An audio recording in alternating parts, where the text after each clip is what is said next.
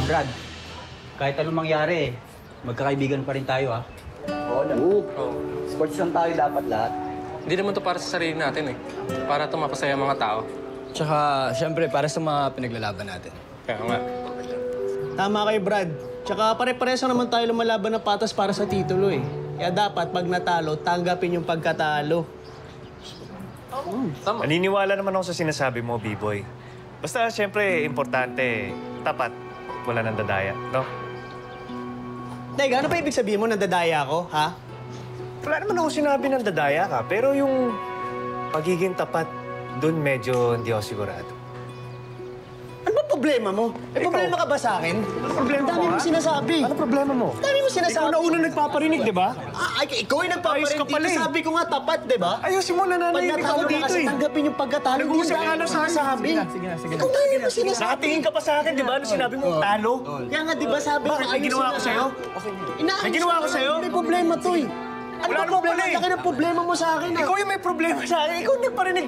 Sino nagparinig? Sinasabi ko nga, ayusin, Sino nagparinig? diba? Ako ba nagparinig? Ikaw, di ba? Ha?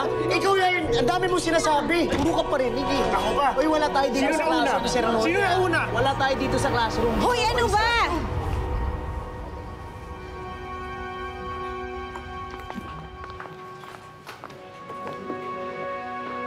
Guys, ano ba? Anong ginagawa nyo?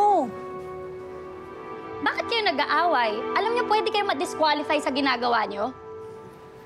Hindi, nag-didiskusyon lang kami. Oo! Magkarba-karkada kami nito. Hindi ba? Barkada tayo. Disqualify. Oo. Barkada ko. Barkada kami nga.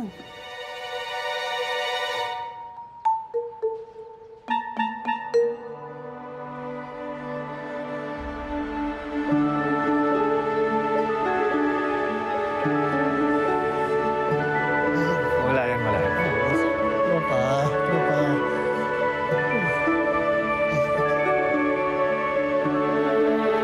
Okay, diba? Ay, walang problema. Okay. Walang problema.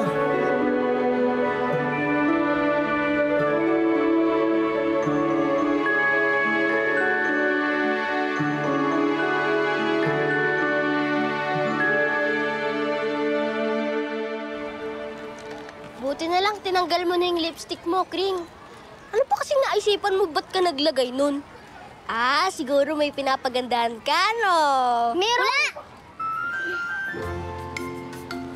Ang ibig sabihin ko, nagpapaganda siya para sa atin. Okay lang naman yun, Kring. Maganda ka naman kahit walang makeup eh.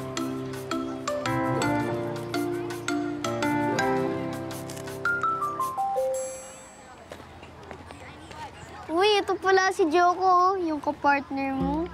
Sabay na ako sa inyo, Mawe, para makapag-usap pa kami ni Kring sa activity. Pwede naman bukas sa school, di ba? Bakit ba sungit mo? Pinaya mo kaya ako. Hindi ko naman sinasadya. Tsaka nag-sorry na ako. Wala ka sa buhay mo. Ano ba naman yun? Lagi na lang siya umaalis. Hayaan mo na yun.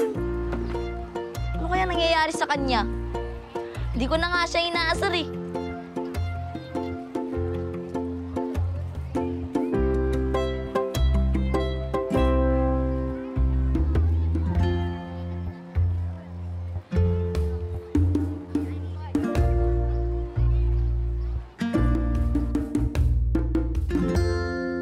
Alam nyo, nakakatuwa din eh. No?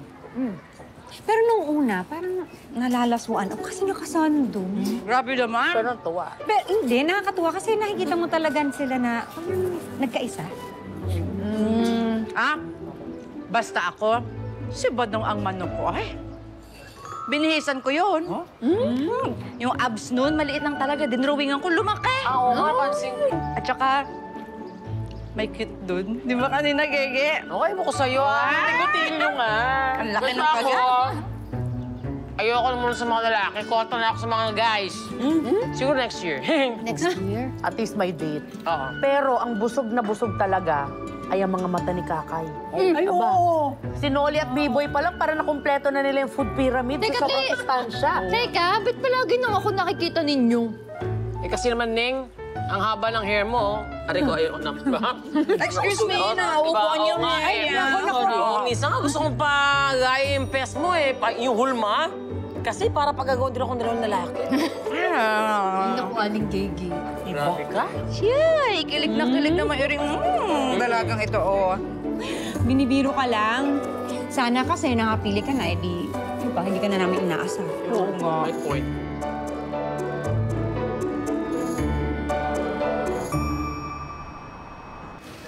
Ano, Nay?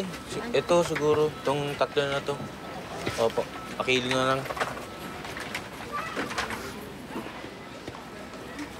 1/2. 180. Ito po.